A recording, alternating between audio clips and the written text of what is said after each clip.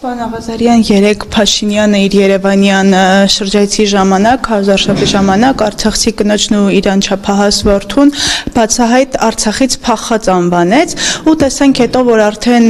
ներողություն է խնդրում, հավանաբար զղջում է իր խոսքերի համար,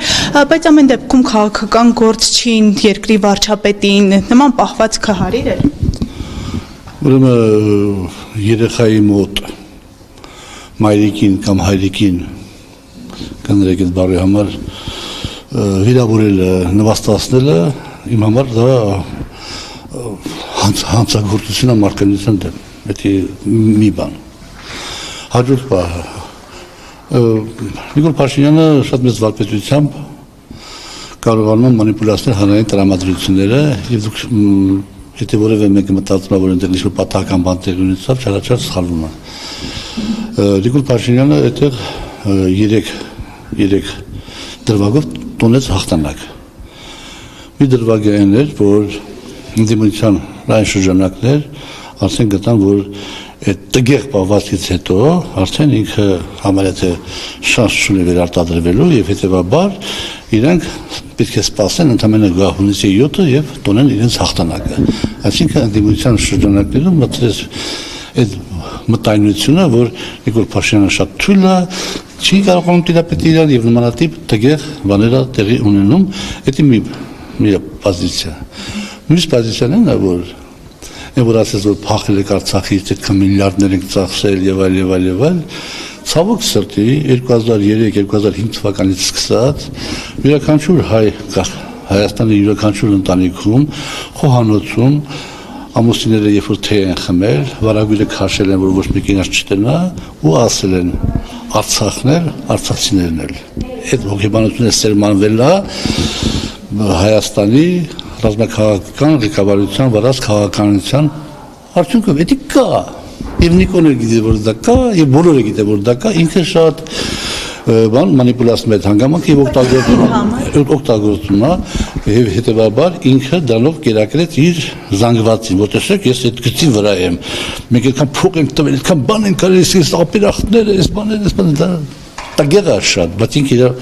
մասային ապավագրում է։ Հետո դիմում է ուրիշ եմիս մասային ներողություն է խնդրում, մարդ ենք էլի սխալվեցինք, վիրավորական բան թույլ տվեցինք, ներողություն ենք խնդրում։ Երեք պոզիցիայով էլ ինքը շահեկան վիճակում է հայտնվում, օրակարգա թելադրում։ Եվ հիմա էլ ասում է, եթե ինձ չընտրեք, նորից պատերազմ է լինելու, անխուսափելիորեն պատերազմ է լինելու։ Տեսեք, երբ որ ինքը ասում է, եթե ես չընտրվեմ, հապա պատերազմ է լինելու, ակնհայտ է, որ մենք մտածում ենք, որ այդ պատերազմը պետք է սանձազերծի Ալիևը, ճիշտ է, տրամաբանական է, չէ՞ որ Ալիևը պետք է սանձազերծի, որտեղ ուրիշ մենք չենք մտածում։ Ալիևը պետք է պատերազմ սանձազերծի ինչ նպատակով, որովհետև ինչ բաներ ունի ստանալու, հավեսյամը պատերազմ չեն անում, զոհեր տան, քիչ թեկուզ, բայց զոհեր տան, ուրեմն Ալիևը ինչ բաներ ունի ստանալու, չէ՞ տրամաբանական է։ Հետևաբար երբ որ ինքը ասում է, եթե ես ընտրվեմ պատերազմ չի լինի, դա նշանակում է Ալիևը այդ բաները կստանա առանց պատերազմի Նիկոլի հետ բանակցությունների նախապես ունեցած պայմանավորվածությունների արդյունքում։ Հետևություն, եթե Նիկոլ Փաշինյանը ընտրվում է, Հայաստանի պետականության գոյությունը վտանգվում է, որովհետև այն բաները, որ Ալիևը կստանա դրա արդյունքում, նրանք լուրջ հետևանքներ կունենան հայոց պետականության հետագա գոյության իմաստով։ Իսկ եթե Նիկոլ Փաշինյանը չի ընտրվում այլ քաղաքական ուժ եւ այլ անհատ, ապա մենք հնարավորություն ենք ունենում այդ արհավիրքները դիմակայելու։ Հետևաբար վախեցնել պատերազմով դա նույնպես մանիպուլյացիա է։ Պարոն Աղազարյան, Փաշինյանն ասում է, որ 2023 թվականի իրադարձություններից մինչ այսօր չի կարողանում կառավարել իր էմոցիաները, շատ դա իր մեծ թերությունն է ու հենց այդպես է մեկնաբանել երեկվա միջադեպը, ասում է հավանաբար ճիշտ չի արտահայտվել։ Ստում է։ Ինքը կառավարում է իր էմոցիաները, ինքը ամեն ինչ անում է հաշվարկված, երեկվա միջադեպներ հաշվարկված ավազակ։ Նա միտումնավոր վիրավոր է։ Իհարկե։ Բայց այդ դեպքում ինչու միտումնավոր վիրավորեց, եթե հասարակության մի զանգված, այսպես ասած, դուրս է գալու իր դեմ, հենց արցախցիները եւ սխալ է դիտարկելու իր քայլը։ Այսինքն ինչ է ուզում այդ քայլով ցույց տալ։ Տեսեք, արցախցիները դեմ են դուրս է գալու իր դեմ, ենթադրենք թե դուրս են գալու իր դեմ արցախցիները, դա մի 20,000 ձայն է, ոչ ավել։ Դա շատ մեծ բան չի կազմում։ Երկրորդը շարքային քաղաքացին նայում է, ասում է, այս մարդը իմ համար կյանք է տալիս։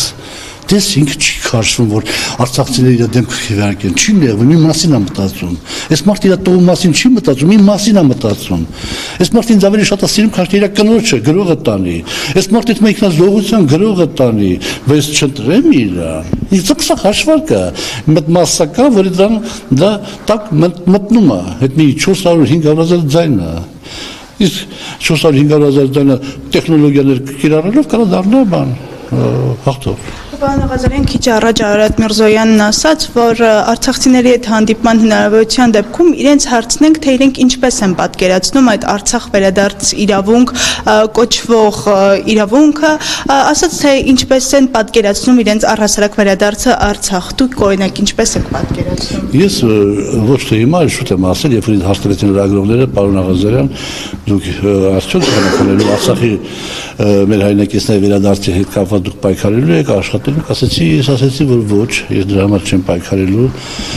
ես իմ կյանքի մնացած հատվածը, եթե հնարավորություն լինի, նվիրելու եմ հայոց պետականության հզորացման եւ զարգացմանը։ Այդ էջը փակված։ Այո, այդ էջը փակած է ցավոք սրտի։ Եվ ցավոք սրտի, ինչ եմ ասում ցավոք սրտի, որովհետեւ ձեր նման երիտասարդները պատմությանը նայում են 30 տարվա կտրվածքով, այսինքն 90 թվականից այս կողմ։ Եվ տեսնում են, ասենք, այս կորուստը, հաջողություններ եւ կորուստ, եւ դառնություն են ապրում։ Բայց պետք չի պատմությունը նայել 30 տարվա կտրվածքով։ Այդ պատմական տրամաբանությունը 1910 թվականից է սկսած մոտավորապես, եւ հետեւաբար պատմությունը պետք է նայել 130 տարվա կտրվածքով։ 130 տարվա կտրվածքով երբ որ մենք նայում ենք, դրսակաց հետեւյալը՝ կոմունիստների, հնչակների, դաշնակների, ռանկավարների, հետո սովետական հատվածում հայ ժողովրդի, հետո էլ 90 թվականից հետո այս նոր սերունդի պայքարի շնորհիվ մեր պատմական մեծ հայրենիքի մի հատվածի վրա ստեղծել ենք պետություն։ Եթե կորուստներն են, հիմա կասեք դուք Նիկոլ Փաշինյանի ասածներն եք ասում, որ մենք ստեղծել ենք պետություն եւ կորուստներ պետք է լինենք։ Ոչ, Նիկոլ Փաշինյանն ասում է մենք գտել ենք մեր հայրենիքը։ Ես չեմ ասում, որ մենք գտել ենք մեր հայրենիքը, ես ասում եմ մենք հայրենիք ունեցել ենք, մեր մեծ հայրենիքի մի հատվածի վրա պետություն ենք կառուցել։ Տարբերությունը շատ մեծ է, երբ որ դու ասում ես, որ մենք գտել ենք մեր հայրենիքը, Ալիևն ասում է, ապրես,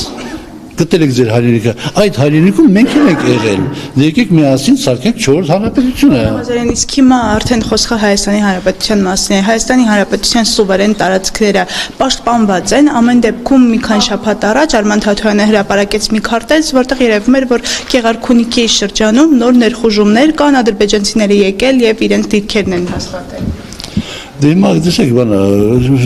հետևել եմ այդ բանը դիսկուսին ես ահագին հետևեցի, բայց համենայնպես Թաթոյանի կողմը կամ լրագրողները նույնիսկ չկարողացան եւ պաշտպանության նախարարի հետ խոսակցության ժամանակ եւ այլ դրվագներով կոռեկտ ճշգրիտ դնել իրենց հարցադրումները։ Եվ ասում է Հայաստանի տարածքում ամրացած գոտիներ են սարքում ադրբեջանցիները, բանը ասում է չէ։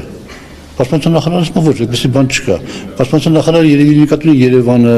ինդիկատորի Արարատը եւ այլ, ինդիկատիվ չունի 240 քառակուսի կիլոմետրը, որ ասենք օկուպացրել են։ Պետք է ճշգրիտ արվեր։ Հիմա դե ճշգրիտ որ չի արված, ես ինքս չունեմ այդ ինֆորմացիան, որ կարողանամ այդ հարցին պատասխանել։ Շնորհակալ եմ։